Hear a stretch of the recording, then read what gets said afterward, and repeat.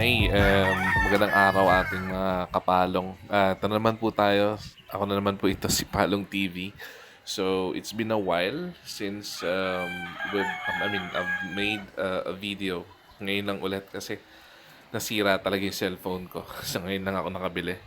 So, luckily, yan, makakontinue na tayo ng video dito.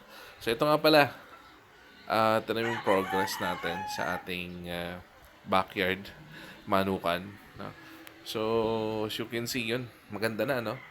So, ngayon pala is April 3, 2024. So, ngayon ko ginawa tong video na to. So, yan, may mga progress na tayo. Kulungan, marami tayong nakasugat na manok. May mga ilan-ilan na tayong Immortal Bulik, anak ng Immortal Bulik.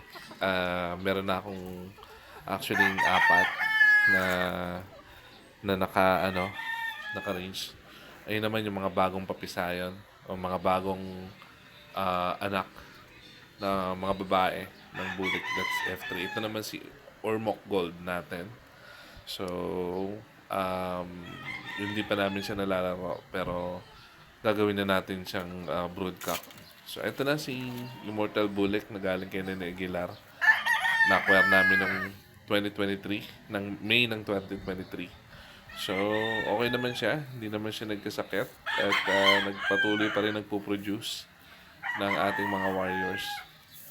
So, ayun yung isang nandun sa dulong TP. Yun ang anak nito. F2 na yun, F2. So, medyo madalang talaga siya magbigay ng lalaki, no? Medyo nahihirapan kaming kumuha ng lalaki, pero babae yung inaanak niya. Yan na nga. So, hopefully, ngayong season na to, makapagparami na kami ng gusto. Kasi marami na kaming mga babae. Meron na kaming mga 8 na inahin na purong Immortal Bulik, Allen Roundhead, and Nene Aguilar. So, ang gagawin ko doon, nakabili kasi ako ng sweater. Ito, Immortal Bulik yan. Nakikita niyo yan.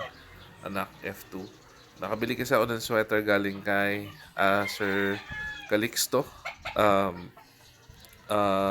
JMC Game Farm. So, nung expo. So, yun ang ipapalahi ko sa mga kapatid niyan. Sa mga kapatid na babae ng ating Immortal Bulik Roundhead. So, yun ay 5K sweater. Bumili rin ako ng Golden Boy sweater ng kaibigan ko. So, medyo maliit pa siya. 4 to 5 months pa lang yata yan. Ibili na namin. So, hindi pa siya nangangasta. Pero yun din ang bala kong ilahi. Galing kay Ampil yun. Ampil Brothers. So, probinsya sila. I think Iloilo yata or Ilocos. Iloilo, sorry. Taga Iloilo sila. So, yung ibang manok dito, ito pangulay lang natin to. Itong hiraw na heni na to. Pero hindi na siya mukhang heni ngayon. So, ito naman, parahiya ng ating Peruvian. So, binitaw namin yan. Ang galing maglaro na ito. Ang nanay nito ay McLean. No, McLean Hatch. Kaso wala na yung nanay niyan. Na-dispose na rin namin kasi inarbor nung mananari natin. So, gusto niya magpalahi. So, binigyan na lang namin. So, yan. As you can see, ganda. Bata pa yan. 7 months old. Pero ang galing maglaro. Ang ganda. Mapansin nyo yung TP namin medyo dikit-dikit, no? Kasi minaximize namin yung pwesto, eh. Kaya, kahit paano nadagdagan na yung TP natin na sugaan. So, ayun. Marami na rin puno. At kahit summer, kita nyo, medyo madamo pa rin. Dahil araw-araw yan dinidiligan ni Teddy at ni Para Romel at ni Bonds. May papaya na tayo doon. May aratilis tayo dito. Yan. Aratilis yan. Yung punong to. Kaya madagdag bilin talaga sa kanya. So, ito yung 5K sweater. Galing kay Calixto. Sir Mark Calixto. James Mark Calixto. Yun yata ang complete name niya. So, yan, kumakasa na yan ngayon. May mga nakasalang na tayo. I think 18 na itlog. Nene Aguilar, Allen Roundhead. Kinross namin dyan sa 5K sweater na yan. So, maganda rin tong 5K sweater na itong ganda ng katawan, balansyado. Talagang sweater talaga lahi niya. Binitaw namin talagang magaling. So, ito, yes, kapatid to ng Peruvian. Pero ay hindi, sorry, hindi pala. Melsim pala yung tatay nito. Melsim Gilmore. Gilmore naman yan. Yung nanay niya. So, isa rin yun sa magaling itinaabangan namin maglaro. So, kumpare ko pala yun kay paring Keka. Ito naman, ang machine gun bulik ni ni Jojo. Isa sa tropa din dito. At yan, nag-acquire din pala yung isang bayaw red, si Bayaw Red mapagmahal ng bulik bulik map kay Sir Mau Asierto, Taxman Game Farm nung nakaraang January nung pumunta kami sa Expo. Second day yun. Bumili kami rin. So, ito na. May mga kulungan na rin tayo dyan. At may mga balak pa kaming gawin dito na para sa igagaganda na itong ating backyard manuka na to. So, let's try to go inside. Ganun pa rin dito sa loob. Ito yung mga bagong pasisiw. Hindi ko alam kung anong bloodline ng mga yon kasi ang alam ko may talisay doon. Iba-iba. Hindi ko naman detail dito. Pero ito yung mga pinapaitlog namin ngayon. Mga Nene Aguilar at yan, Nene Aguilar, hindi, Boston pala yun, sorry. So, but yan. At good news here is nakuha na yung likod. In progress na. Anyway, mamaya pa pala ipapakita yun. So, eto naman, Peruvian naman to. Peruvian sweater, lahi na ito. Sa kumpare ko to, parang Keka. So, gusto ko rin makita yung laro na ito kasi galing maglaro ng Peruvian na yun.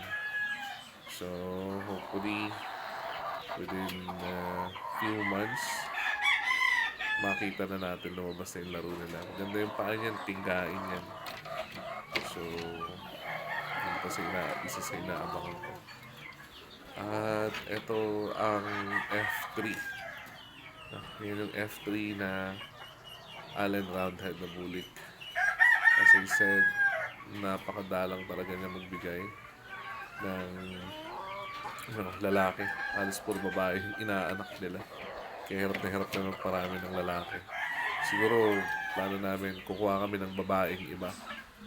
Iko-cross namin dyan. Pero bulik pa rin.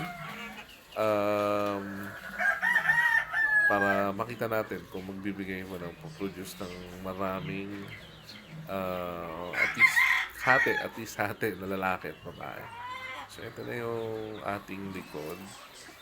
Anyway, ito yung kulungan ng sisiyo. Dati, wala kaming pasisyo na naka-range na yan. Kaya yan, may mga manok kaming may lalaban siguro natin sa darating na buwan. So, ito hindi pa nga namin nalilinis dito. Pero may mga manok na. May mga flying pen na rin doon. Square pen pala, sorry. Nagsimula na kami gumawa ng TV dyan. Balak namin dito, gagawa kami ng gradas eh. Kaso lang di pa namin nalilinisan. Tataasan pa namin yung bakod doon. So, yan.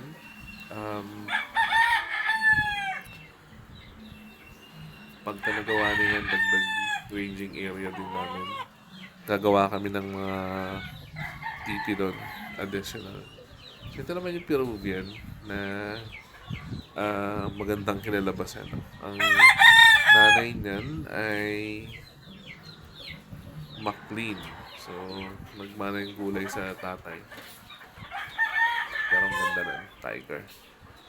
Blue face. So, ito yung ating incubator. Mga nakasalang tayo. Karima nakasalang dyan yung sweater, Allen Roundhead natin. So, sana magpisa sila lahat.